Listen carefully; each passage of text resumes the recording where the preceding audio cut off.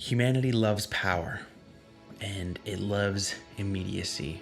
And what intoxicates us about the currency of victimhood is that it gives us immediate, unearned, undeserved power. Power over our old mentors, over those more competent, over those wealthier than us, more accomplished than us. It no longer matters if those that we choose to attack, the pillars of our society, are better than us in every way. In character, intelligence, virtue, competence, accomplishment, generosity, wisdom. If we can pit ourselves against them, frame ourselves as the oppressed and they as the oppressor, we can claim power over them. Puff out our chests and say, I'm better than you, because the world has conspired against me while it has conspired to benefit you. And without ever having to prove such a declaration, in fact, even using the questioning of such a statement as evidence of its truth, the self-proclaimed victim claims moral superiority over their fabricated enemy. Envy has spawned a creature that can claim power without ever having proven itself worthy of it. And it is this simple fact that will ruin us all. When the jealous incompetent learns she can rule over all by simply declaring thus, claiming falsely the moral high ground, so have been sown the seeds that shall destroy us, that which shall grow into the utter desecration of society and the full blossoming of violent tyranny.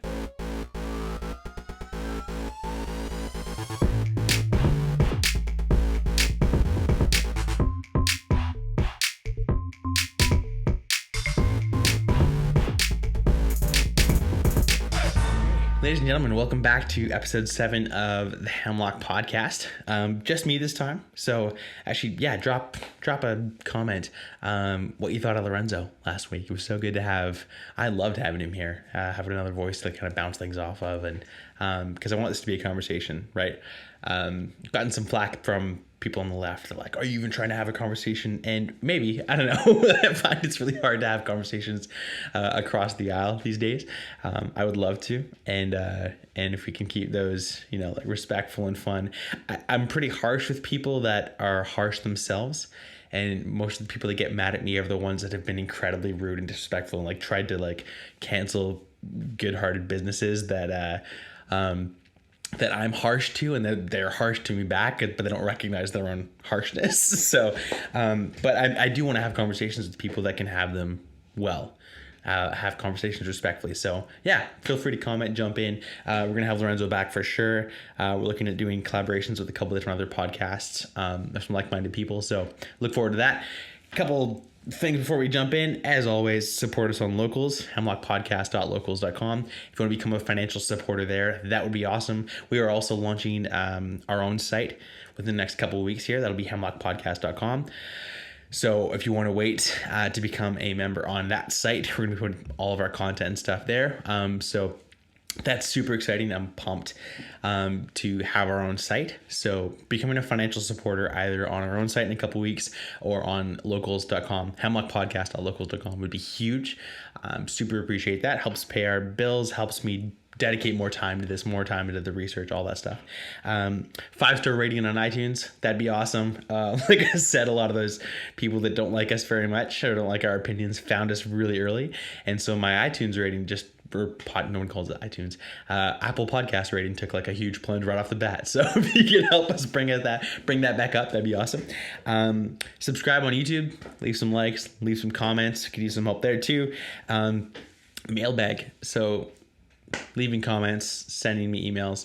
However you can contact me, whether it's Instagram, Twitter, whatever you want to do. Shoot me questions. I'd love to weigh in on different topics that you guys are interested in. And I don't know what you're interested in until you tell me. So let me know. And then, as always, there's a link in the description for Good Food, which is the best meal prep food delivery subscription box my wife and I have ever tried. We've tried like all the ones that we can try here, and Good Food was like phenomenal, like the best. And it's like fine dining quality that you get to cook yourself Don't have to find the recipe, don't have to shop for it. It just shows up on your doorstep in perfect quantities. You get to cook it. I love cooking. I hate shopping. So it shows up on the doorstep, perfect quantities. You get to cook it yourself, and it's a freaking unreal, delicious every single time. So you can save $40 off your first box of good food. So definitely try it. Go do that. Use the link in the description, and you won't regret it. And if you do, I'll personally tell you you're wrong because they're delicious. So I don't know what else to tell you. They're great. A bit of a shorter episode today. What we're going to be talking about is, because it's just me, and I know the last week's went pretty long. I think it was like an hour, 6 minutes last time, because Lorenzo and I just went off. It was good. It was a good time. I want to talk a little bit about, and you probably gather this from the intro, but I want to talk about conservatism, progressivism, and victimhood, because I think those are kind of like the most pressing topics of our day. Is what is conservatism? Why does this have such a bad name? And what is it now? Progressivism, what is it? Why did it have a good name, and now it's, in a lot of circles, it's become really tainted, and in a lot of circles it hasn't become tainted, but it should be, because it's kind of messed up in a lot of ways. And then victimhood, right? How does victimhood fit into those ideologies? Whether it fits well or doesn't fit at all, right? Which is kind of where I want to go with this. So what is modern conservatism? I think, and I've told you this before, I line up on the conservative side for sure. Why? People have come at me and said, like, oh, it's because you're just a classic straight white male Christian conservative, and you're closed-minded and bigoted, and they're racist, bigot, homophobe, the classic attack, right? Which none of it's true, right? And I was prepared for that before I started this. But conservatism these days is honestly, it's a much more libertarian.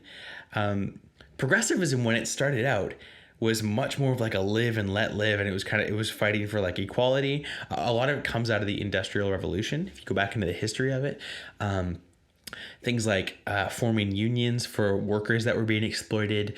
It fought against like things like child labor and women's right to vote and all this kind of stuff. So progressivism maybe had some. It came from a good place early on, I think, and I think there's still some. A lot of modern progressivism is made up of good intentions, right? But we've all heard that good intentions, the road to hell is paved with good intentions, right? And so I think, did it accomplish some good things early on? Yeah, I think so, right? Has it warped and morphed into something pernicious and evil lately? Yeah, I think so.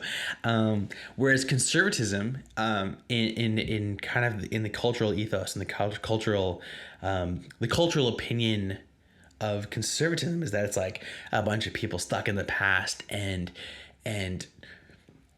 basically pushing religion on people and being like anti-gay and whatever, like just a whole bunch of old school opinions, where it's just like a bunch of elderly people like hating everybody, right? And I don't think that's the case anymore. I don't think modern conservatism looks like that anymore. And I don't think modern progressivism looks like it used to anymore, right? I think the whole what's called the Overtone Window has shifted, and I talked about that in a couple podcasts ago. But the Overtone Window is basically just this theory that like, what is the left and what is the right, and what is the boundary of acceptable. What is the boundary acceptable? What is the boundary of acceptable political opinions, right? So if you like go really far right and you're a Nazi, that's not acceptable. And if you're really far left and you're like a violent communist, that's not a good thing either, right? So the Overtone Window is everything in kind of the present day acceptable political opinion, right? But the Overtone Window lately has shifted hugely left, right? And so what that means is it's brought the conservative side much closer to the middle, and it's brought the left side much further to the left. And that's why I line up as a conservative or a classical liberal or a libertarian even. And I want to go into that. So much of modern day conservatism is libertarian these days, right? So what that means is that it's very much a live and let live philosophy, right? It's what is called in Latin. I think it's called sum cuique, right? I think I'm pronouncing that right. But it's like to each his own, right? To each his or her own. And it's basically like, there's a really loud car on my road. But basically what that means is that it's like, I'm going to do my thing. You're going to do your thing. I want you to have the exact same rights that I have, right? I want you to be able to accomplish everything you want to accomplish, based on your own work ethic and competence level, and et cetera, right? Much more of it's an equality mindset versus an equity mindset, right?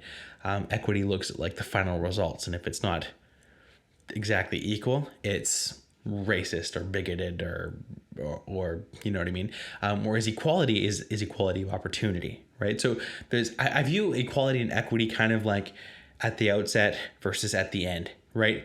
What we should have, I think, in my opinion, what this society we should aim for is not a society of equity, which is everyone ends up at the same place, because you can't accomplish that without the government gun. You can't accomplish, not everyone is equal. Not everyone has the same work ethic. Not everyone has the same competence level. Not everyone has the same ability to achieve what they want in life, right? Or the will to achieve what they want in life. That's why it's much more of a personal responsibility mindset. An equality mindset is, look, you and I, you might be different, a skin color than I am, a different gender than I am, a different gender identity than I am, whatever it is, right? A different class than I am. I might have been more middle class. You might have been born upper class or lower class or whatever. But we both have the same opportunity to achieve what we want to achieve if we put in the work. Some of us might have to put in more work, right, to achieve the same level of wealth or accomplishment or achievement or whatever it is.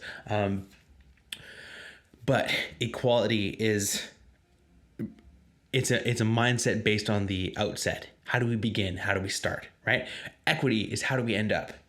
Equity looks to make all the results at the end the same, and that you can't do without the government gun. You can't do it without heavy taxation and just trying to make everyone the same, and massive cultural manipulation, and massive government programs, big government. We'll get into big versus small government a little later on.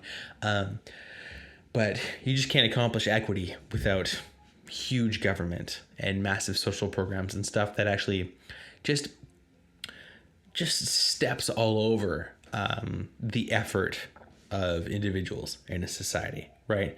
To make everyone end up the same, even if one person's super lazy, doesn't do anything, doesn't contribute anything useful to society, and another person is working their butt off doing 16-hour days and doing everything they can to be a functioning and productive member of society, right? And by the way, I don't think, I've been accused of this in the comments, I don't think your function in society has anything to do with your inherent worth as a person. But if you are less useful to society and you're less, you're not doing anything for your economy, your local economy or your local community, or and you just lie in bed and watch Netflix all day, do I view your contribution to society the same way I do as someone who's like starting a small business or even evolving it into a big business or making a ton of money and donating a bunch to charity, whatever it is, right? No, those two lifestyles shouldn't be viewed the same, and equity wants them to be the same. Equity wants like the economic value of a stay in bed, watch Netflix all day person to be the same as a, grinding 16 hours a day starting a business type of person. I don't think that's fair. That's not justice, right? We talk a lot about justice, and that's not justice. Justice is getting what you deserve, right?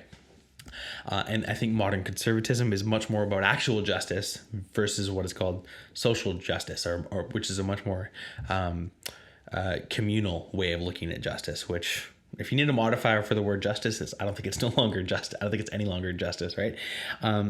Classical liberalism is modern conservatism, right? So whether you're talking about freedom of speech or freedom of association or all those things, right? The Enlightenment ideals, conservatism is much more classically liberal than what we call liberals today. People on the left, right? The leftists of the day, leftist tiers of the day, right?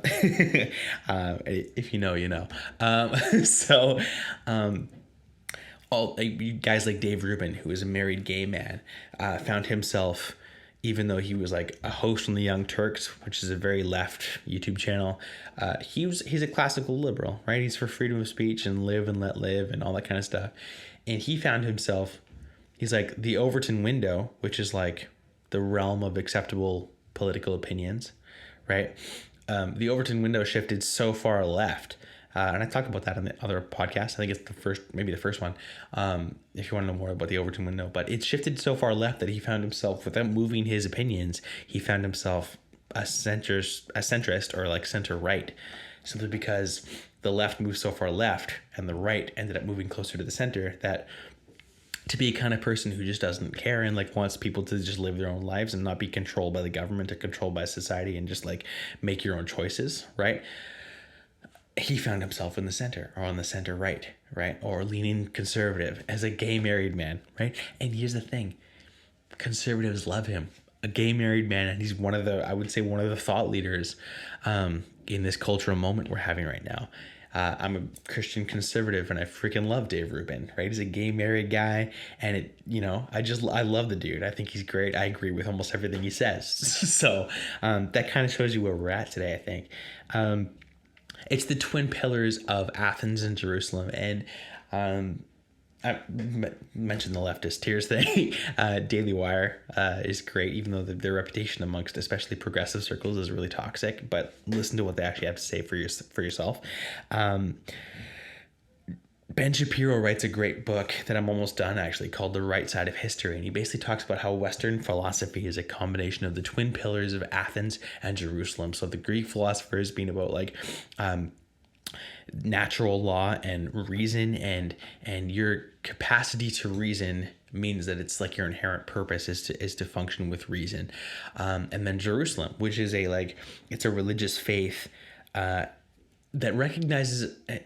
We don't have to get into like religion, but just something that recognizes like an objective moral standard, right? If we have any idea of what good or bad is, it's only because we have an implicit understanding of an objective moral law. There's something inherent in humanity that can recognize good or bad because there's an objective moral standard, whether you call that God or the universe or whatever it is. There's something outside of humanity, outside of our experience, that sets the standard for what is good and what is not good, right? And so that's really important, I think, in a functioning society, and it's one that most civilized and well-functioning societies have operated on for centuries, and that we're starting to just kill with secularism, right? And it comes from a recognition that all humankind has inherent value. I think everyone has inherent worth, being made by God, fearfully and wonderfully made by God, right? And that's really important to know, that like we all have inherent worth and inherent value, right? That's really special. Small government, right? This is a huge one, because I don't get why conservatism gets such a bad rap, when actual conservatism, this is one of the main thrusts of modern conservatism, is holy crap, government has way too much power. Coronavirus is a great example of how government has way too much power, and the responses to it, right? But things like the debate on guns and the Second Amendment in the States, and gun ownership, which I want to do like a longer podcast on. But one of the best questions I have for people who think we should get rid of the Second Amendment or get rid of private gun ownership, and it's a lot worse in Canada too, but like, do you trust the government, right? Whether, if you're on the left, do you trust the government? Probably no, right? The answer, and if you're, I don't trust the government. I think the government's not worthy of trust at all. Why do you think the government should own all the guns then? Because if we ban all the guns, the government or the police force, right? This huge defund the police thing. Why should the police force, or why should the government be the only people owning guns in a modern society, right? citizens owning guns is a huge check on government tyranny, right? It's a huge self-defense thing, right? I'm incredibly anti-rape and anti-sexual assault, so I believe women should have a little gun in their purse, because women physically tend to be less strong than men biologically, and so the great equalizer is having a firearm in your purse, right? And I wish in Canada my wife could do that. She can't because of our laws here in Canada. I think that's messed up, right? Because I'm anti-rape, right? And I'm anti-government tyranny, and I think a huge check on that is citizens owning firearms, right? Do you think the government is more responsible than you are with your money? Right? Because, and one of the most amazing examples of this is Trump cut taxes massively in the States. And if you look at the stats, it was hugely for the middle class as well, right? Yes, the upper class got some tax cuts because the upper class, because they make more money, they pay more taxes anyway. They have a progressive tax system in the States. So the richer you are, the more you pay in taxes as a percentage of your income. But it also hugely benefited the middle class, right? Somehow the left managed to convince a huge number of people in the States that a tax cut is a bad thing, right? That the government taking less of your money is a bad thing. That's crazy to me, right? That's your money. You work for that. Why does the government have any claim on that, right? And I'm not like a full taxation is theft thing, because I believe the government, especially more local, things like building roads and infrastructure and police forces and fire people and all this kind of stuff, firemen and fire departments, all that kind of stuff. I find myself being PC against my own will. So that's why I said fire people instead of firemen or whatever, fire women. I don't know. But like local government, they deserve some form of taxes because they're providing a service, right? And so but again, smaller government, the less we pay the government to do, the better off we are. The more localized we are, the more functional and efficient we are, right? Do you think everyone should be governed the same way? It's another great question for those who are against small government. Is like, do you think rural Alabama, right, or Alberta should be governed the same way as the coast of California or downtown Toronto or, the coast of Vancouver? No, that's different types of people, different lifestyles, different economies, right? Why should the federal government get to dictate for an entire country that varies in economy and geography and demographics? Why should one little bureaucracy in the halls of power dictate the lifestyles of millions upon millions, hundreds of millions of people? They shouldn't. That's wrong. That's not cool. But the movement in the left is it's full of hubris. It's full of arrogance, I think. They're like, no. I'm a moral, good person. I know the best way to govern things. The way I think things should be is the way the whole country should live. That's hugely tyrannical. It's hugely tyrannical. That's where a lot of modern day political problems come from, is that inclination that I know the best way to live. We should force the whole country to live like I think we should live. Wow, that's really messed up. Some quick facts on kind of the big differences, I think, between conservatives and progressives, right? And this is from heritage.org, the Heritage Foundation. They're great. But yeah, there's a huge difference between individuals and communities. And that's what I think one of the biggest problems is that we don't, and Jordan Peterson talks about this, is like the identity politics people, where like the intersectionalists, right? They'll go like, I'm not just a woman, but I'm a black woman, but I'm a disabled black woman, but I'm a disabled gay black woman. And like my worth as a human, or the value my opinion should get, come from the intersection of all my different identities, right? That what they'll eventually realize, the identity politics people, is that the ultimate intersection of all your identities is you as an individual, right? As an individual person, right? Fearfully and wonderfully made. They'll eventually get back to the foundation of Western society, individualism, right? And that's not to say like communities are fantastic, right? And we need to feel like we belong, and we need to have support groups and all that kind of stuff. But there's just a huge like governing for a society of individuals versus governing for a society of communities, and pitting communities against each other. I find the left does that all the time, where it's like whites versus blacks and gays versus straights and blah blah blah blah, and trans versus cis and all this stuff. It's like they're weaponizing identity politics to turn us against each other for power, right? Like the beginning is, if they can make you feel like a victim, feel like you're oppressed, you can gain power over people that you call the oppressors, right? And if you can convince society that the people against you are oppressors and evil and terrible people, even though that's not true, you can gain political power. And I think that's what's happening a lot. Different views about diversity and choice is number 2 in this article, and I think that's great. You have a huge thrust of like diversity of skin color, diversity of gender, diversity of whatever it is, not a huge diversity of thought, right? And I know so many black conservatives, right? Friends of mine, public figures that have been, they experience the worst kinds of racism as black conservatives simply because they don't line up on like, if you're black, you vote. Joe Biden, the freaking old white guy, said, if you don't vote for me, you ain't black, right? Because black people, like 80-90%, I think, vote for Democrats in the States. And so if you don't line up, you don't follow, you don't march to the leftist drum as a black person, then you're an Uncle Tom or a coon or whatever it is. They just launch these horrible insults at black folks, right? Simply because they're conservative. So there's like diversity of every type except thought. Right? You better effing agree with us or you're a race traitor, right? That's totally evil to me. People are individuals, right? Kanye West fought for it, right? You can think what you want to think. If you're black, you don't have to think what all the other black people think. Like, you're an individual. You're a beautiful person. You're fearfully and wonderfully made. And you march to the beat of your own drum, not what culture tells you to, right? Not what race baiting morons tell you to. So I think that's huge. A different view of conservatives and progressives have a different view of we the people, right? Voting with your feet is huge, right? So one of the things about the states, I talked about federalism in the last episode, I think, where if you don't like where you live, you move to where you will like to live, right? So, if I lived in California and I think California is being governed nonsensically, I'll move to Texas, right?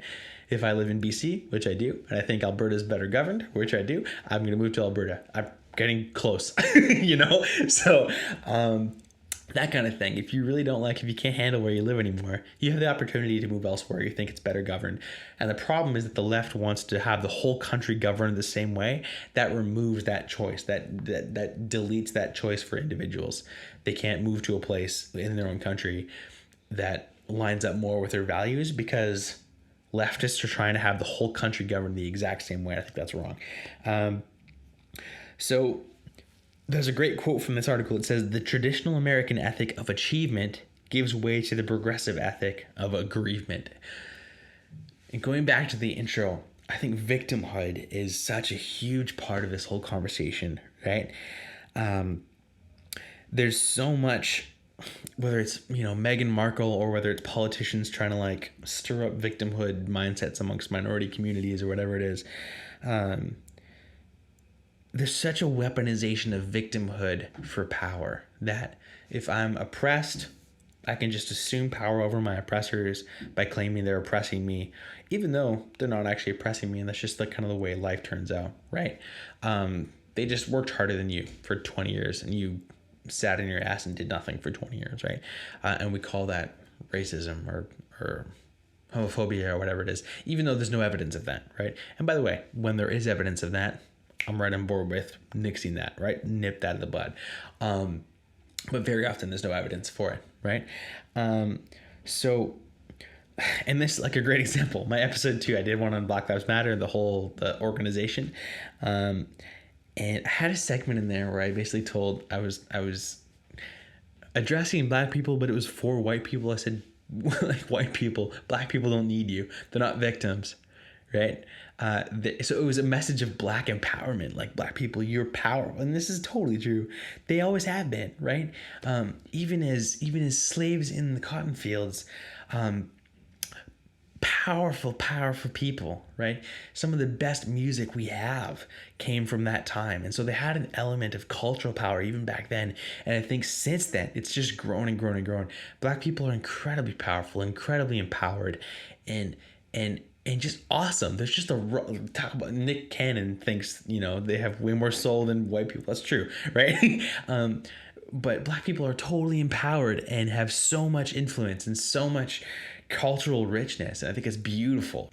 But I got in trouble for saying that the black community doesn't need white saviors. And so how a bunch of white college liberals in my comment section, because that's what happened, can criticize a message of black empowerment without taking a serious look at their own ideology and their own inherent racism, like actual racism, like astounds me, right? You can look at the dislike ratio on that video is like, it's a message of black empowerment, right? That black people don't need white saviors. And people are objecting to that. White college liberals are objecting to that message, and I find that insane. Because it's a secular religion, right? So a lot of the religions of today are accused of brainwashing their followers or brainwashing kids or whatever. Wokeism has so brainwashed much of our culture that you can have white college liberals attacking another white person for speaking the message of black empowerment. And they've so stomped on their own cognitive dissonance so as just to eliminate it, they can't figure out how that's actual racism. How attacking another white person for speaking a message of black empowerment is totally actually racist, right? And that I'm doing it out of a sense that, like, I don't see black people as victims, right? Sure, have they been of like historical racism and even current racism today? Sure. But to keep telling them they're victims and they'll never succeed because the society is out against you, it's just not true. There's so many successful black people, and that power is in your own hands. It's in all of our own hands. And where it's not, I'm right there alongside you to fight it. But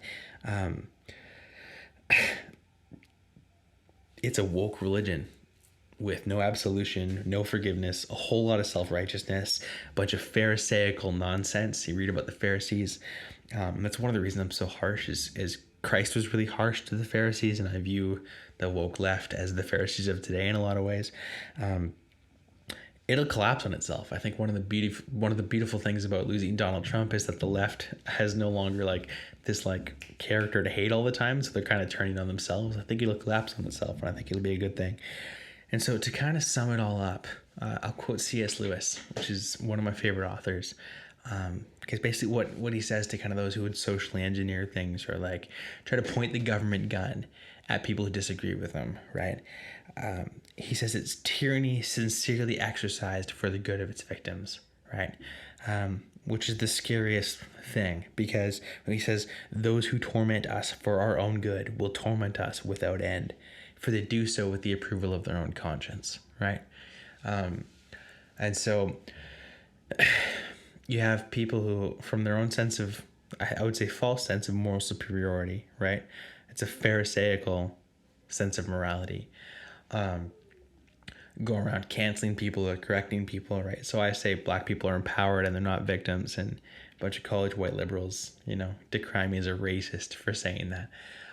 Or, if you have serious concerns about the trans moment and like, no, I believe there's male and female, and biology proves that, and the animal kingdom proves that, and I don't accept the word of a bunch of like college leftists who are making up a whole gender spectrum that has never existed in society until now, and that's, if you don't accept that, you're a transphobe or a homophobe or whatever it is, and we're gonna cancel you, we're gonna destroy your business, we're gonna make you a social outcast, all this stuff. It's tyranny sincerely exercised for the good of its victims, for the good, in scare quotes, of its victims, right? For they do so with the approval of their own conscience. They view themselves as they have the right way to live, and if you disagree with that, you're evil and you must be stopped, and we're going to use the power of the government to stop you. Evil, tyrannical, and conservatism to end this podcast with the defense of conservatism is about small government. Government should not have the power to tell you how to live. Life, liberty, pursuit of happiness, right? Do whatever you want. You can swing your fist however much you want until it hits your neighbor. That's where your freedom stops, right? However you want to live within those boundaries, do your thing, right? That's not good enough for the left. The left wants to control how you live inside your own home, right? If your 6-year-old starts to identify, your 6-year-old boy starts to identify as a girl, no, he's an actual girl, and you better start him on puberty blockers. And if you don't do that, the government's going to take your kids away from you. No. And that's where this is going already, right now. And it's only going to get worse unless we learn to stop this tyranny, right? Stop. The government does not have a coronavirus. Government doesn't have a right to tell you not to spend Christmas with your family. It just doesn't, right? By its own charter in Canada, by the Constitution in the States, it does not have that right. It doesn't, right? And so we challenge that. We sue the government. We sue companies. We sue anyone that starts to encroach on our rights given to us by God. We challenge that. That's what this podcast is about. Getting you to think. I want to empower people to challenge the encroachment of rights. And I don't care what color you are. I don't care what gender you are. I don't care if you're trans or gay or white or black or blue or whatever. I honestly do not care. The government steps on your rights. You fight back. And I'm not saying, who's trying to incite an insurrection? No. Do it lawfully, right? But fight back. And the government shouldn't have as much power as it does. And that's what the conservative movement is about. It's a libertarian movement. It's a live and let live movement. You know, I may not agree with what you say, but I will fight to the death for your right to say it. That's what it is. And I don't know. I don't know if that helps you become a conservative if you're thinking about it, but that's what I think we're about. And that's what all the major thought leaders in our movement, I think if I can sum them up, that would be the major thrust of their arguments. So anyways, God bless. Thanks for listening to the Hemlock Podcast, episode 7. We'll see you again next Friday. Peace.